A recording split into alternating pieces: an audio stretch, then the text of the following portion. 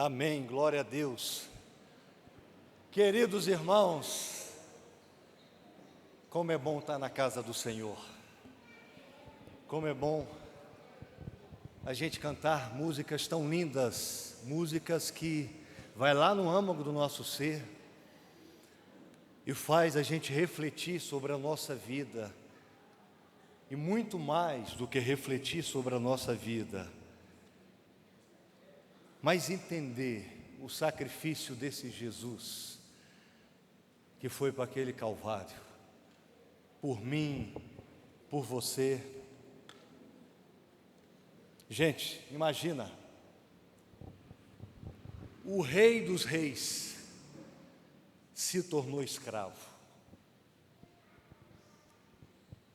Imagina, o leão da tribo de Judá foi para o matadouro como uma ovelha. Imagina, o Senhor dos Senhores se fez tão pequeno para fazer os pequenos se tornarem filhos de Deus. É desse Jesus que a gente segue. É desse Jesus que a gente ama. É desse Jesus que nos faz estarmos aqui. É desse Jesus que nos faz refletir. Por isso esse encontro aqui é uma celebração. Por isso que esse encontro aqui, à mesa, é um momento de gratidão. Por isso que esse encontro à mesa é um momento de celebração. Porque um Deus, Senhor do universo, Senhor da vida, de tudo, se esvaziou. A quenoses aconteceu na vida do próprio Deus, por mim, por você, por nós. Então, quando nós pensamos acerca da ceia do Senhor, o nosso coração precisa estar indubitavelmente intrigado de uma forma tão forte de reconhecer e de se contristar, se quebrantar diante do Senhor da mesa. Porque o Senhor da mesa está aqui.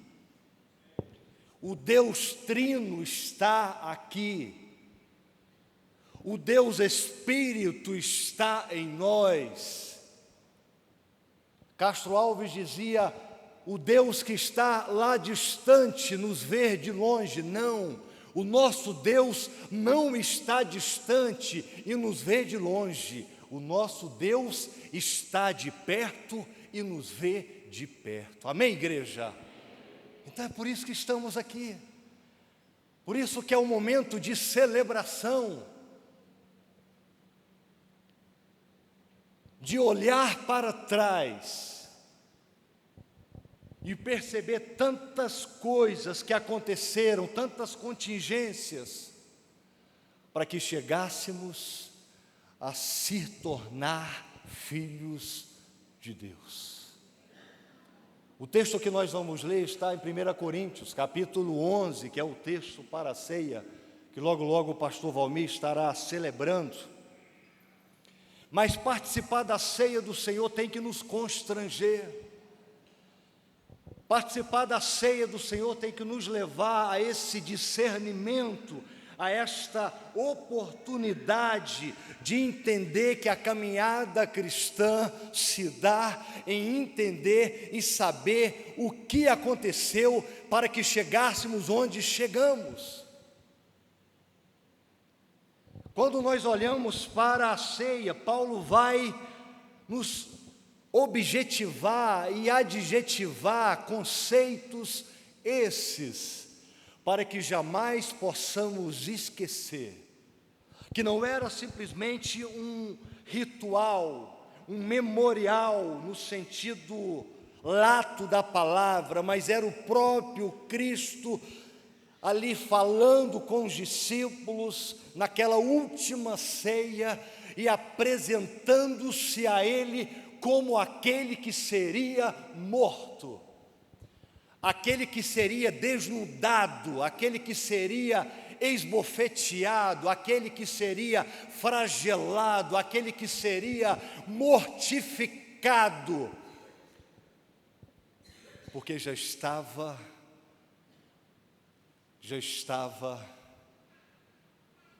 no coração de Deus, que o Filho Deus viesse, tomando o seu lugar na cruz, para dar-nos lugar de salvação. Então esse Jesus nos leva a celebrar a ceia, não como um momento de lamentação, mas um momento de glorificação.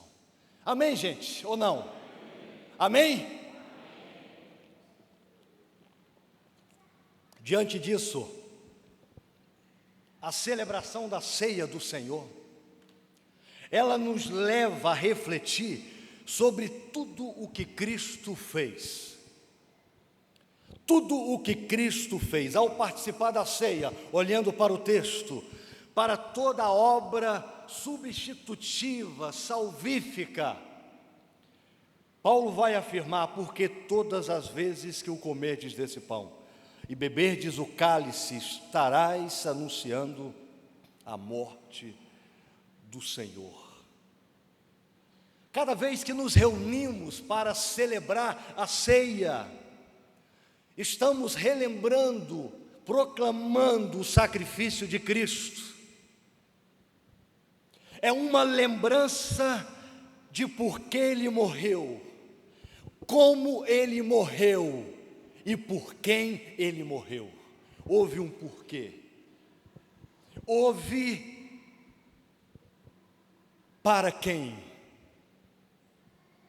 Por mim e por você.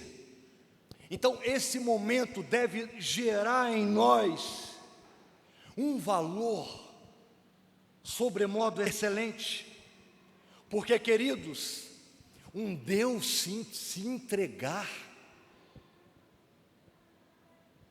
um Deus ser banido,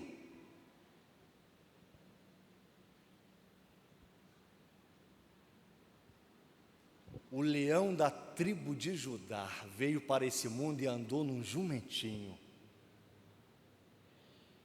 Isso é fantástico. Isso é maravilhoso. Quais as implicações para a nossa vida ao recordar o sacrifício de Cristo?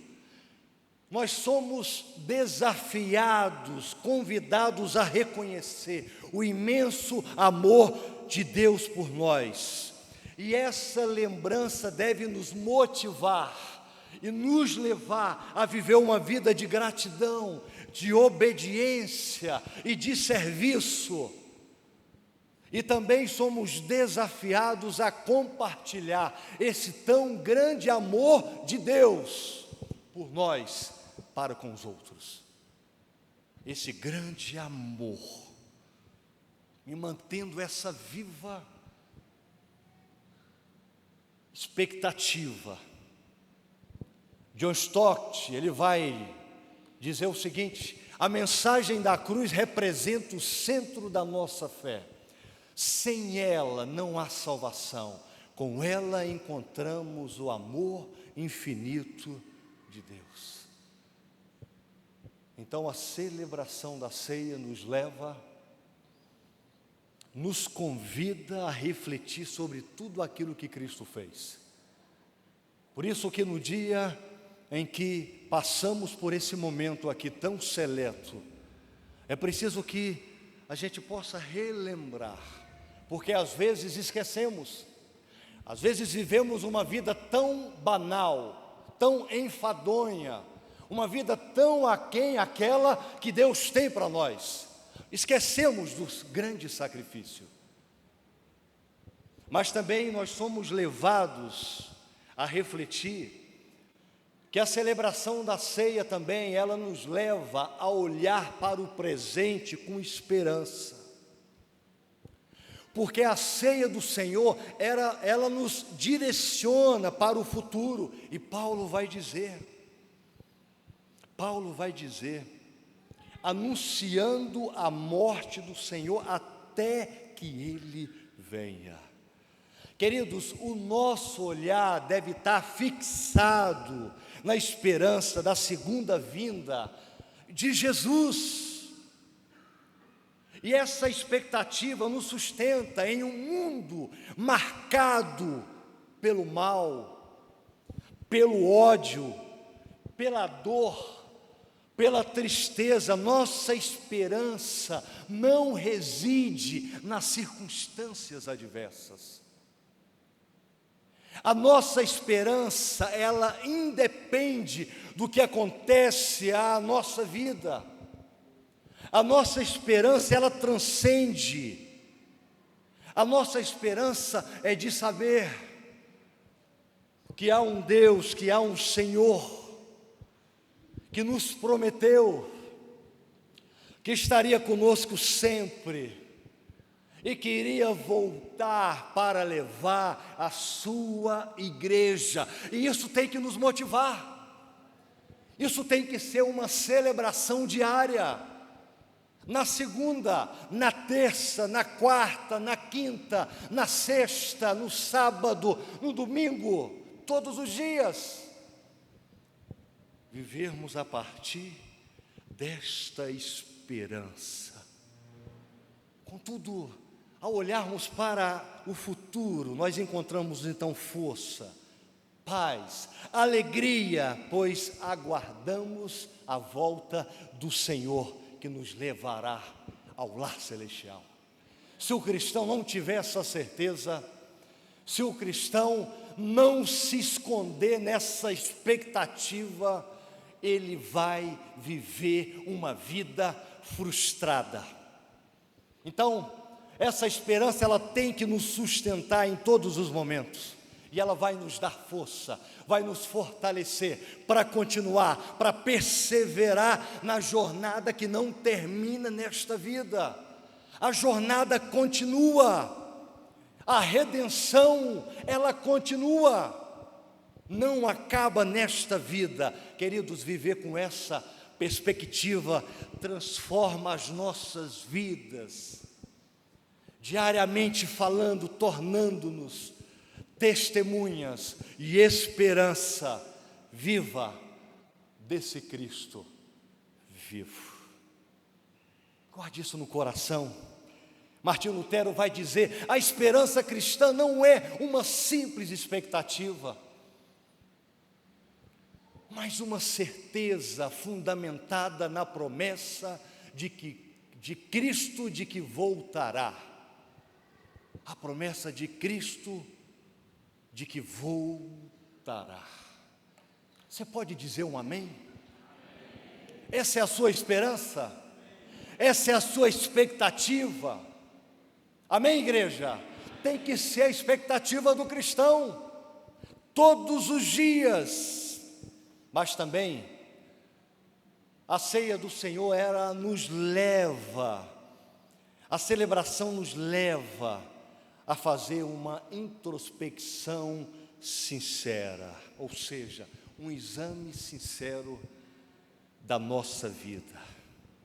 Paulo aí vai afirmar, é um momento de exame interior. Ele vai dizer: examine-se, pois, o homem a si mesmo, e assim coma do pão e beba do cálice. Queridos, esse momento aqui é um momento pessoal, não pode ser direcionado para o outro ou para os outros. Precisamos avaliar o nosso coração, precisamos avaliar nossa vida, precisamos nos avaliar para percebermos se de fato estamos vivendo, como Lutero dizia, o Cristo crucificado no dia a dia da minha vida. precisamos refletir, fazer uma autoavaliação, reconhecer quem nós somos e onde viemos, porque estávamos banidos. Paulo vai falar isso na carta aos Romanos. Estávamos em pecado. Aconteceu uma ruptura, um rompimento. Algo precisava acontecer, mas não de um mero ritual humano, mas o ritual do próprio Deus, vindo de forma corpórea e pagando um preço que só Ele podia pagar.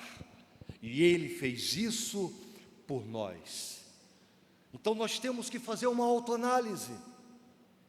Quem eu estou sendo a partir disso? Que tipo de cristão eu estou sendo?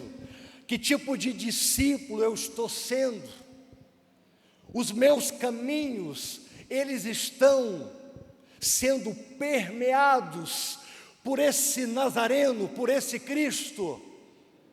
A minha vida está sendo personificada nas ações do próprio Mestre, nas ações, nas atitudes do próprio Deus que se fez carne. Precisamos fazer esta autoavaliação, e é algo contínuo, para nos levar a reconhecer que de fato nós precisamos a cada dia crescer de forma exponencial. E quando eu falo crescer de forma exponencial, é ser a cada dia parecido mais com Jesus, o Nazareno, com esse Jesus da cruz, não com esse Jesus que muitos têm pregado, não com esse Jesus da prosperidade, não com esse Jesus que os problemas resolveram, não com esse Jesus que, enquanto eu viver nesta terra, eu vou comer do melhor, eu vou pisar em quem eu quiser. Não é esse Jesus. Nessa semana eu vi um pequeno vídeo de um pseudo pregador falando sobre isso, que quem é filho de Deus não pode viver uma vida miserável no ponto de vista financeiro, porque senão está em pecado e Deus não está com ele. É o que é pregado aí na mídia. Tome cuidado, um alerta para você prestar atenção no que você está ouvindo. E detalhe, tem gente que coloca no Instagram alguns jargões que não tem nada a ver com a Bíblia. Nasci para ser cabeça e não cauda. Deus vai emendar as nações por herança. A gente vê isso. Jargões que a pessoa coloca lá, gente. Vamos entender o contexto. Vamos olhar para o Nazareno e vamos viver a partir dele. Vamos fazer uma análise da nossa vida e entender que quem ganha nesse mundo vai perder com ele, mas quem perde nesse mundo vai ganhar com ele. O cálculo de Deus não é o cálculo do homem, do mundo.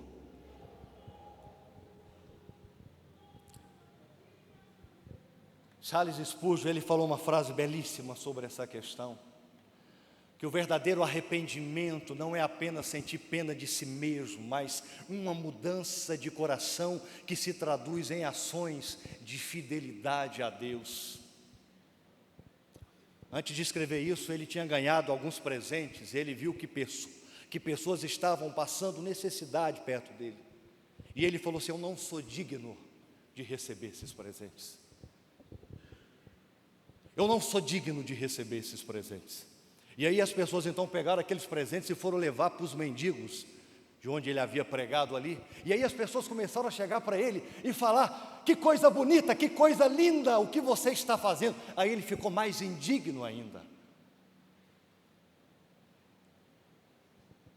Então ele escreveu que o verdadeiro arrependimento não é apenas sentir-se pena de si mesmo, mas uma mudança de coração que se traduz em ações de fidelidade a Deus. Mas também, para terminar, a celebração da ceia ela nos leva a valorizar a comunhão com o próximo. Vamos olhar para o lado, vamos olhar para as pessoas, e Paulo aqui nos exorta: assim, pois, meus irmãos, quando vos reunis para comer, esperai uns aos outros.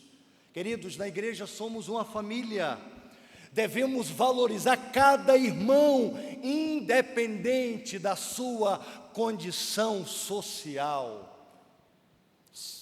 Se é branco, se é preto, se é gordo, se é magro, se é pobre, se é rico, se é culto ou inculto. Independente, a comunhão não é apenas um momento de união, mas de respeito, perdão e amor. E a celebração da ceia do Senhor deve refletir esta unidade, pois nela se manifesta tanto na comunhão com Ele, quanto com os nossos irmãos. Então, valorizemos a comunhão, valorizemos a koinonia, valorizemos a irmandade, a fraternidade, valorizemos tudo que tem a ver com pessoas, com gente, porque Jesus valorizou. Jesus não morreu por coisas, morreu por gente. Por isso que nós temos que amar gente. A gente tem falado tanto sobre isso.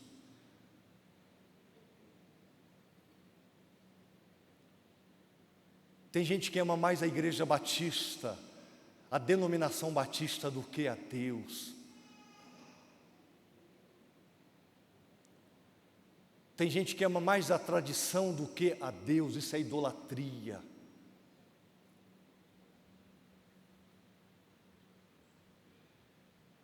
Amamos a Deus amando os nossos irmãos.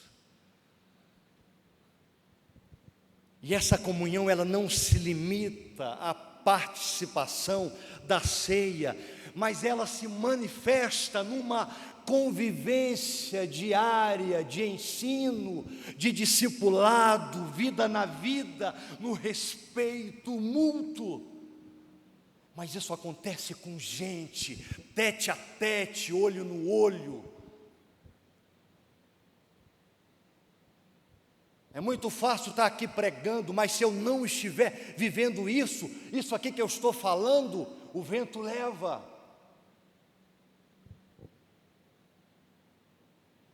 É preciso valorizar a comunhão, cultivar relacionamentos saudáveis e amorosos. Isso é essencial para uma vida cristã autêntica. Isso só se faz quando eu me volto para o Nazareno,